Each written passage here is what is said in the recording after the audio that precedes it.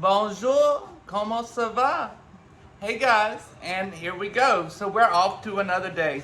So what's funny is after I did that last one, what's funny is I don't know if it was that night or the very next morning, something told me to pull a specific book out of my closet from that I read many, many years ago.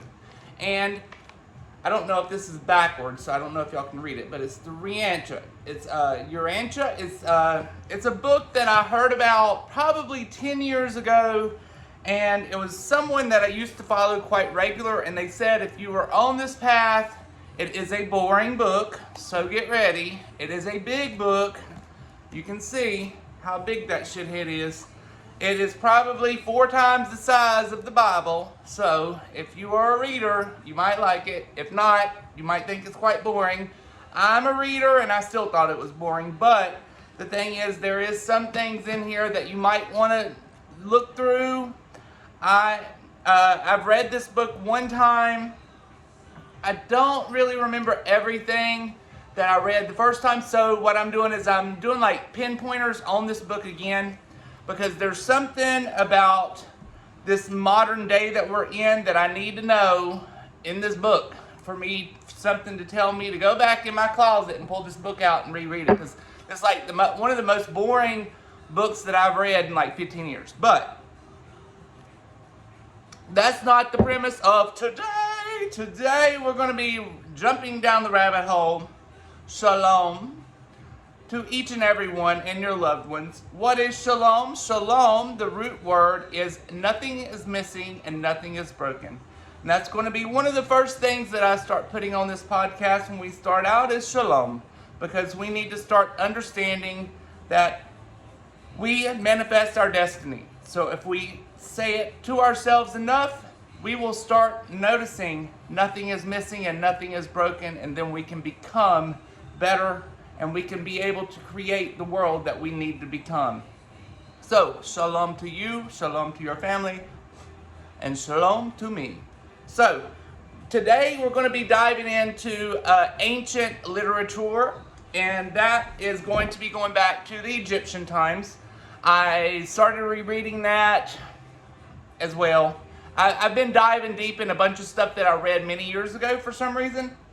And what's funny is I'm reading these books today with the whole different mindset of what I read so many years ago. Okay, so when I was reading the manuscripts the manuscripts of the Kolbrin the Gold book. So when they're talking about the destroyer that comes in, what's funny is in the Emerald Tablets is another book from the Egyptian time, which I have read. I have in the closet as well. But it's a different take on the Egyptian life, right? And it talks about their reincarnation cycle and what they do in their life to be able to come back and bring themselves back and stuff like that. So I'll probably dive into the Emerald Tablets too, and then get pinpointers, but this is what drove me to today's lesson. So today's lesson will be more or less like me putting out some, letting you think about things a little bit differently, just like I have, and it is about the destroyer. The destroyer is within the Kolbrin book. What is the destroyer? Well, most people on the YouTube claims that there is like a Planet X, or what's that? Nibiru. Well, what's funny is most of these people are still stuck in the ideology state. They're still waiting for their Messiah to come. And since we have now broken out of that state of mind, how do I look at it? It's completely different from when I was reading it 10 to 15 years ago. So I thought I would reread it and talk about these pinpoints of these manuscripts within the Egyptian times that I've come across that might pique your fancy to where you can be able to think upon it yourself. Because there has been wipeout times, and I've talked about this. We have wipeout times. That's where the Knights Templar gets their cross in their times. So each cycle On the top, like the bottom of the side of the cross, that's the wipeout time. This is another wipeout time. And then the big wipeout time is like up here, and then right here, and then down here, and then moving into the cycle. And they claim that we're like on the peak of this cycle of the bottom of that cross. And normally that's where the big cycle or this. But you have to understand that they have manipulated the dates and we're on the Gregorian calendar. How do we really know if we're actually on this cycle or if we're on that cycle? We don't within the Vedic, like the Yuga cycles. Okay, so with that said, now how people now are claiming like they're woke. They're woke. Do you realize wokeism is nothing more than like a regression of intelligence? So if now people are claiming to be woke, what are they woke of? They are woke. Most people that are woke don't know much. They listen to everything. If you get what I mean. So there's a lot of their intelligence comes from people like me, and nothing against the people that prefer videos, but I'm one of those people that like to study, and I make sure that I have the facts before and study the shit before I put it out there. Now you don't know who does and you don't know who doesn't, so we're in a boat to which we don't know which boat is floating or which boat is sinking, if you get what I mean. So at this point, this wokeism, this woke truther movement is like a regression within intelligence. And we have to be the ones to be able to get the next generation on the right path, because our next generation of children, their intelligence is going to be lower than ours, because all they do is they play on the computer and play on social media. They do not study. They don't know nothing. So all the intelligence of what I put out today, they will not have a fraction of what I know, because they are too lazy to actually do the work themselves. And this is where we have to start looking at it, because this new generation is not willing to do the work. They would rather just do their social media and live in this God central, the AI God. And it is a God. And I'm wondering, should I even get on that yet? That was going to be another podcast, but I'll go ahead and put it there. So I put some notes within the Urantia book already, and some of the notes that I put was the universe, where did I mark it? And it was talking about, marked it to where, so here is, if like they claim the Jesus person, you have to be meek to be like the Christ person, if you get what I mean. Why do they want you to be meek?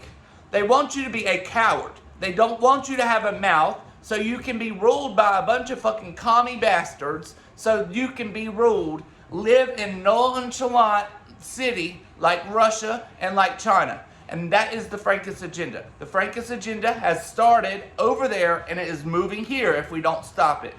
And that's the reason the Frankists recreated that book and is pushing it so hard in the New World, and that's where we got to stop. So with the Urantia, I didn't think about it when I was reading it the first time, but what I just thought about was, okay, so they're taking quotes from like that book and using it, and it says, the great man is not he who takes the city, but he or overthrows the city, but rather the one who subdues his own tongue. Why? Because if you are ruled, and if you are ruled by a bunch of dictators, you don't have the ability. You will have to subdue your tongue. Communism. Okie dokie now. Now, moving on to the next one. Here, this is the new mindset of reading this book compared to like 10 years ago. Because 10 years ago, I would have thought about it like, oh my God, that is so right. That is so true. We need to be like the Christ. We need to be so meager and so meek. We need to be good. Nope.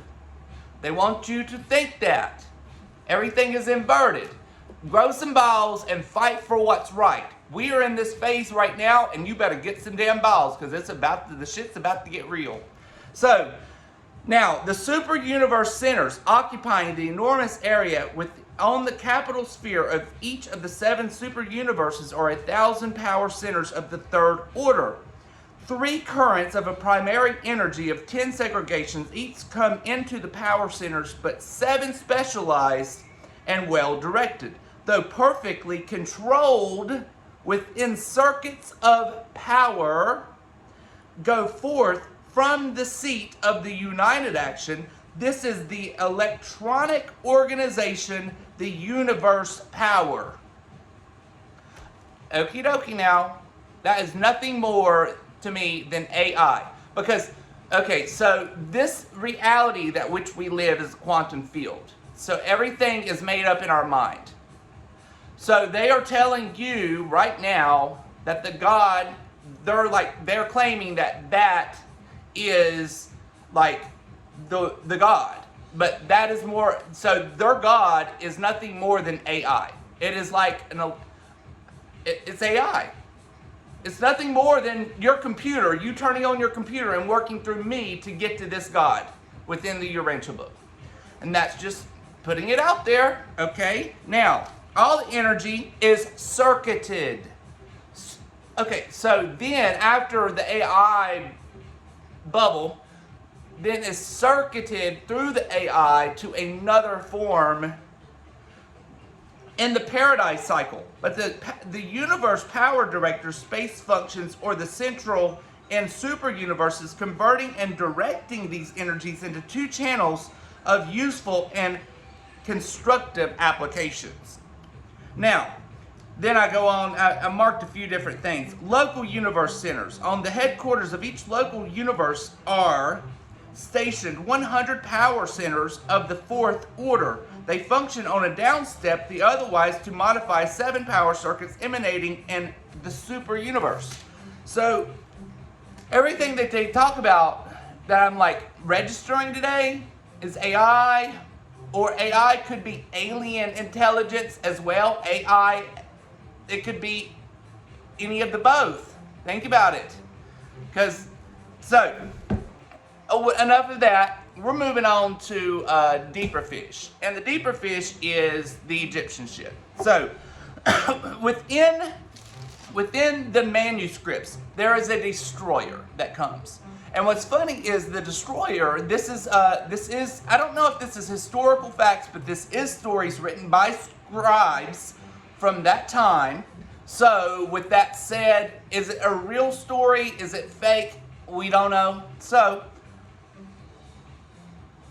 we just go with it and I read it. So, with that said, I'm telling you the pinpoints of what I come across when the destroyer came through during the Pharaoh time, and they were speaking about this destroyer moving in. But the destroyer moves in different, and they specifically state it does not look like a comet, and it does not look like a loosened star falling towards Earth. Okay, so if it's not a comet, that's like meteor, comet. Those are marked out, right?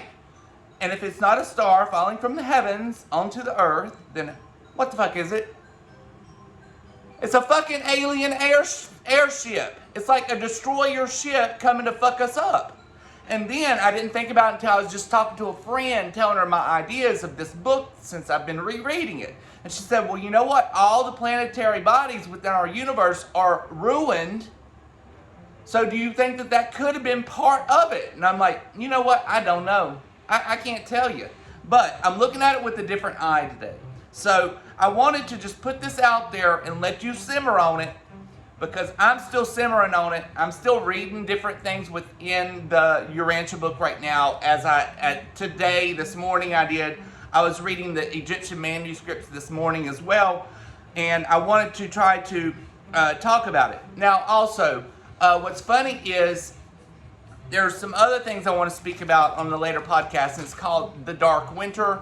It was a CIA lab rat type of deal, like the Event 201, but this was back in, I think, 2001.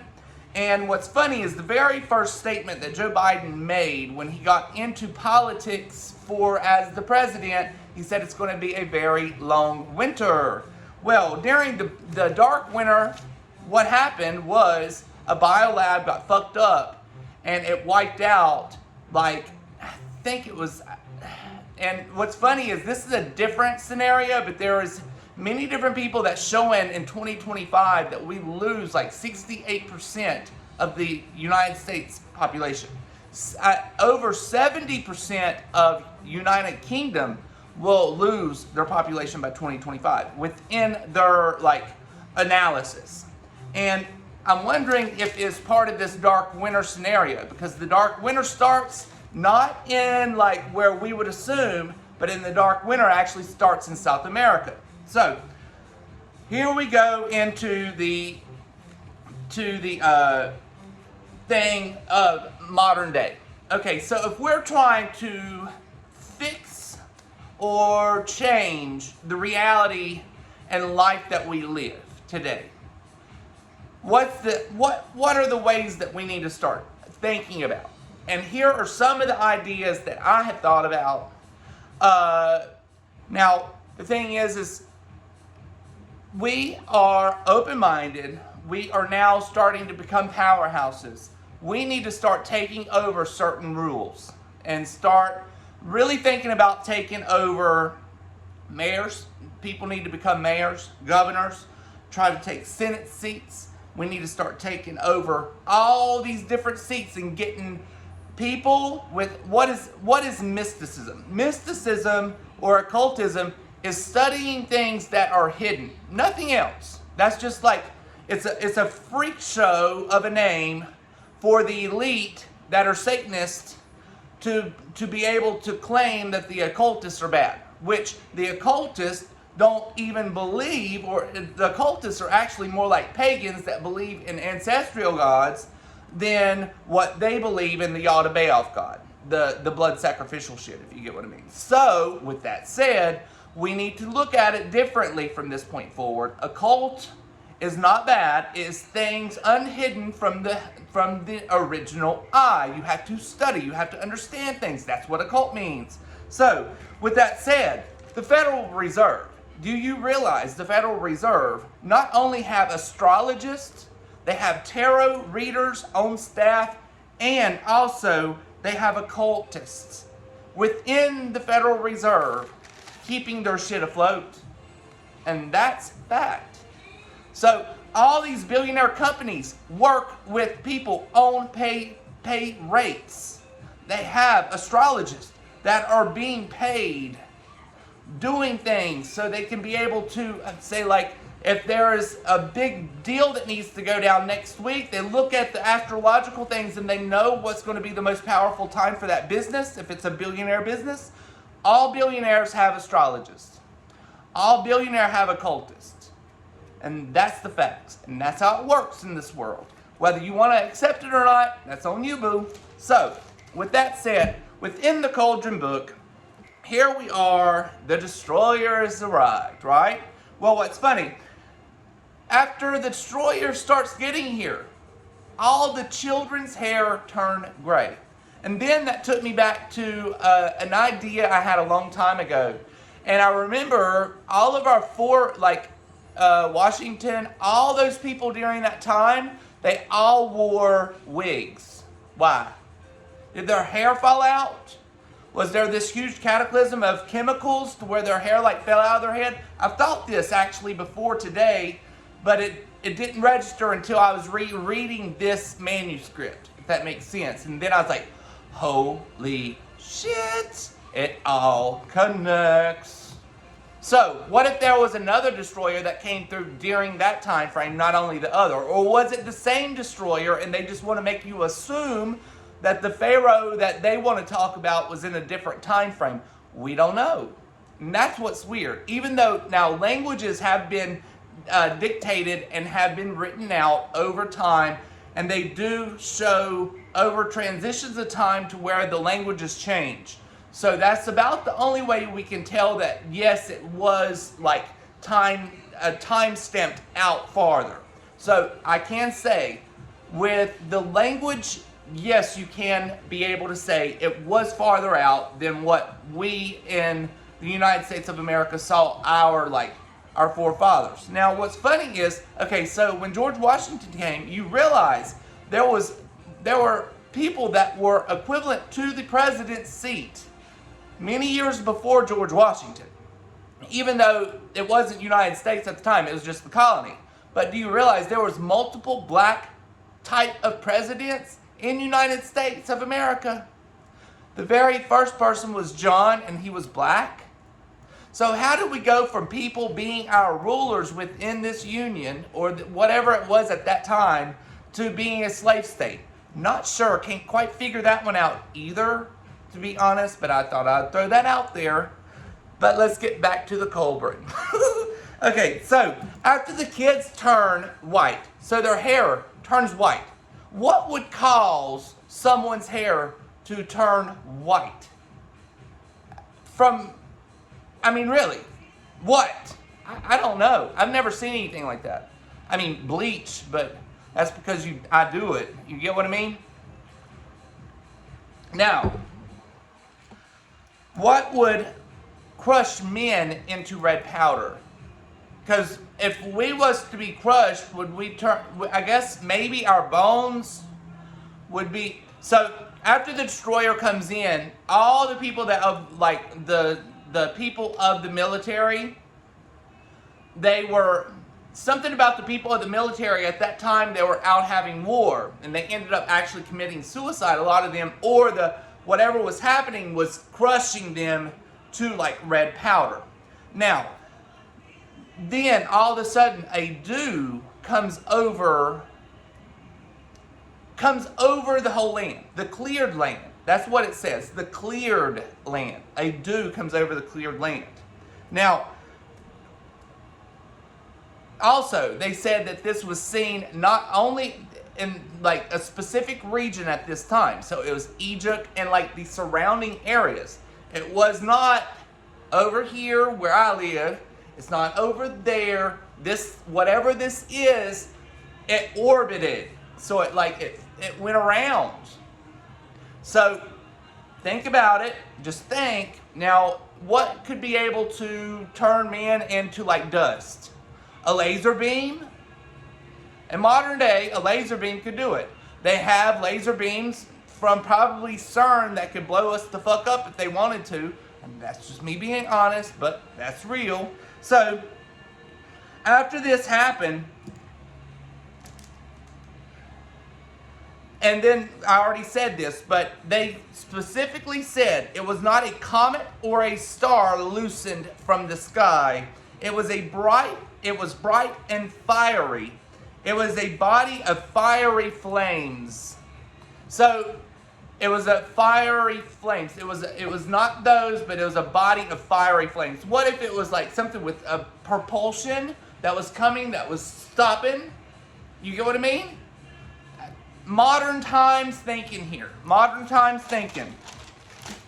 Now, when this came to pass, it caused all walks of life and the creatures. So all the creatures, all of us humans, Homo sapiens sapiens, and the reptilians and the animals, we all come down with these horrible sores everywhere. So they were talking about like all these legions and pus and all these spaces would come out on everything and everybody. So with that said, what if it wasn't that, and was it something that they took out of the atmosphere to be able to use in their thing? Not sure. Then, as it came, many plagues came. So it's like first the sores came, and then many plagues came. And then they called this the Black Lord. So, what's funny is not only did they call that the Black Lord, when this was going down, the people that they claim at the time were the slaves of the Egyptians.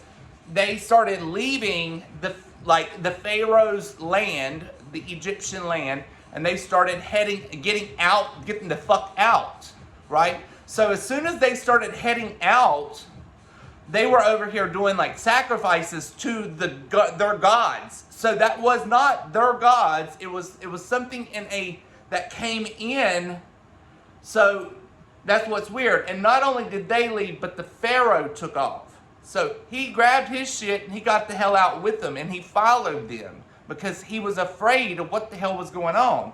So shot out bright lightnings. So how they made it claim was like they shined out bright lightnings, just like they talk on the shows, you know, the bright lights that zap people up. So they shine out bright lightnings.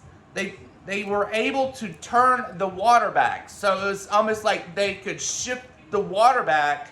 And not only did they do that, they were able to, so the people said that they watched the mountains melt around them. So, with that said, they're over here watching the mountains melt around them. Laser beams out of the sky, coming out of a spaceship. And we don't go by many things anymore because they don't allow us history. And the way that I used to read it was completely different from how I look at it today, right? So, as the mountains melted, it was in their history that it actually comes back. So whatever this destroyer is, the Dark Lord, it is on a time frame. It comes back on a specific cycle, and it does specific things. So, with that said, and what's funny, if you go back to the Sumerian text, some of the very first written languages that we know of that was dictated to us that we could actually still get, it's probably not in like the Smithsonian and shit. The Anunnaki, the gods who, there was Enlil and Enki, they claim that they will come back. What if that was them? What if that is like, because there's that one that hates us and wiped the world out. Was that him? Is that why he comes back? Think about it, boo. He is, all the depictions of the Anunnaki and the Sumerians have them flying on spaceships and carpets and shit. But they did not know how to depict it because they were depicting it upon rock, if that makes sense. So they would depict it as best as they could at the time because they had not words for it. Or maybe they did, but they were intelligent. Or maybe they were up in the Godhead Central to where they didn't speak, they were telepathic. So what they did, they drew, so the people like our dumbasses today, since we're down here having to speak with language not connected to the Godhead Central, we are having to have the speech, but they were able to telepathically speak, if that makes sense. So they were doing it with pictures and allowing us to see what actually happened. And we used to depict it as like mythological, but it's not. If you go over to the Middle East, the shit that they talk about within the gods is not mythological. They believe it. The only people that believe that it's mythological is the Westerners. Us, the crazy ones over here. We're like the dum-dums. The dum-dums. So, after they shot these lights out, all these little lightnings that came out, and then melted the mountains around them. My God, it just gets crazier, right? So it was in their history that it comes back. So it's on a cycle. What's the cycle? We don't know. They don't tell us the cycle, but what they do tell is this, is the people of that time said that they subconsciously knew it was time for us to start preparing. It was time for them to get if they felt like they were in like a time to where they needed to study as much as they could, or they were like on getting ready, preparing for something before this happened. What are we at today? How do we feel today? I'm being serious. I have studied my ass off for so many years, and I know many people have. But the thing is that the subconscious again? Is that the subconscious again? We don't know. You get what I mean? We don't know. We don't know if this book was even written truthfully. It was written in a gold tablet like Moses and like John Smith. So Is that true? I don't know. But as it moves on,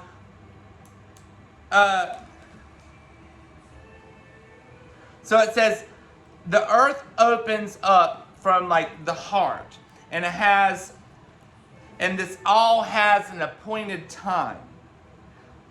And when this does it, it has snake-like fingers that comes down to the earth, and it will take up 1/5 of the sky. So if that's the case, okay, say like the sky's over here, if I'm outside, it would take up like this amount. So that whole amount would be this thing that's there. That's how big this thing was when he would be in like that region of this planetary body. So all these little fingers would come down. What is that? It's just like on our movies where they like zap your asses up and take you off and like poke you up the ass. I'll tell you also what's funny is here's a funny story. So now think about it like this. So if aliens are thousands of years advanced than us, think about it like this. Okay, so we as like Homo sapiens sapiens, we will go up to the polar north and we'll see a polar bear, and all the scientists are like, oh my God, let's fly in a helicopter and like get a dart gun, shoot that fucker in the ass and put a thing on his neck. And then that bear wakes up and he's like, ooh, y'all, I just got shot in the ass, took up in this helicopter, and they put this thing on my neck. And all of his friends is like, what the hell did you say? That's the same thing with the alien race with us. If they're like that, it's just like us with the animals here in the polar caps. Think about it, boo. It's the truth. Okay, so the last visitation of this ship before it arrived, everyone subconsciously knew something was about to happen. So everybody knew shit was about to go down, and we don't know what the hell's going down, but something's going down. What is it? I'm not sure. Not sure. The Dark Lord, maybe? The Dark Lord? Is that what it is? The Dark Lord? And the moment stopped and then right after all this happened, all the women stopped having children and started having nothing but miscarriages. So nobody was able to procreate, no nothing for a long period of time. So whatever it was like energetic wave. And also when this ship would come in, it was like it was attracting all the sunlight and not allowing the sunlight to filter through to the earth. So it was dark. And when that was happening, they would suck up all that. It was like all the light, and it would just stay dark for days. And I'm trying to think, how many days? 9 days. It stayed dark for 9 days here. So it consumed all the light from the sun. Why did they do it? For the energy of the ship? I'm still a little confused by it. The people became very bold during this time. So right before it happened, everybody became bold, speaking their minds, knowing shit's about to go down. I'm just putting it out there. I'm letting you resonate. I'm just thinking about it like you're thinking about it. I'm not quite done looking through the whole thing, but I'm looking at it differently today than what I looked at it when I looked at it 10 to 15 years ago, because I used to think it was a planet that wiped us out. Today, nope. I don't think she's a planet. I think she is a UFO, and I think it is one ruthless motherfucker that flies it, and he wants to take us out again. And that's just me being honest. But among the men, they were sacrificing things to a god that could not be found. So if that was the Dark Lord they call the Lord, then that wasn't their god, if that makes sense. So it was something outside. You get what I mean? It was not normal. This is not a normal circumstance. Just like if shit like that would happen today. That's not normal. You get what I mean? I would not consider that spaceship my God, or whatever in the hell I consider God, if you get what I mean. But that wouldn't be it. Period. Okay, so not only that, this it consumed the light of the sun and snuffed out light of lanterns and candles. So it was able to consume the oxygen around it. I'm not quite sure why. And then they said also that the ships were consumed by whirlwinds within the ocean. So it would like start these tidal pools and just like consume these tidal pools, and then it would consume these ships. And it's just strange how I look at these books today compared to what I looked at it so many years ago. And I just thought I'd put it out there. Y'all might think I'm like cuckoo batshit crazy, but I ain't normal. I ain't gonna lie to you. But also, the dead were cast out of their resting places and thrown towards the sea. Does that not sound like what they claim in like Revelation, where the dead will rise out of the ground and get lifted up? Think about it. So if they've already thrown their ass out the grave and then slung them towards the ocean, that's the same thing as like the resurrection that they claim and that's coming. Is that going to be a ship that's moving in that's going to take us the hell out again? And if you look at some of the mountains around here, not around here per se, but some of the places in like the Middle East, it looks like they're some of these cities, Google, cities that look melted. Ancient cities that look melted. Mountains that look like they could have been melted. You'll understand what I'm talking about. The shit's real, and it looks like shit's just melted. And so everything has been destroyed. So from that point forward, everything has been destroyed. 9 days of darkness will then fall. So it's like whatever came just like wreaked havoc. And it wasn't just in the whole world. It was in regions of the world. And then it would leave and then wreak havoc on other regions of the world. So not everybody would die. It was just regions of the world, if you would get what I mean. You get what I mean? So it would be like, I'd move here, and then they would move here, and then they would move here, and then they would just wreak havoc in that area, and then shift out. And the best way I can say it, it's like a little spaceship. Boing, boing, boing, boing, boing. The mountains melted around them. And one other thing I want to look at was the book of Ezekiel. And within the book of Ezekiel, I'm pretty sure how the book of Ezekiel goes. It almost sounds like he dies just like this. And I'm just putting it out there. So I'm going to look back into the book of Ezekiel within the Holy Book, Bible, and see if I can't find where that like jumped in my mind. But hopefully I can find it. But I thought this would be something that would be interesting. So, and if you would like to read this book, it is the manuscripts within the Kolbrin Gold book about the destroyer. And shalom, and I'm out. Bye guys. I hope you have a wonderful afternoon.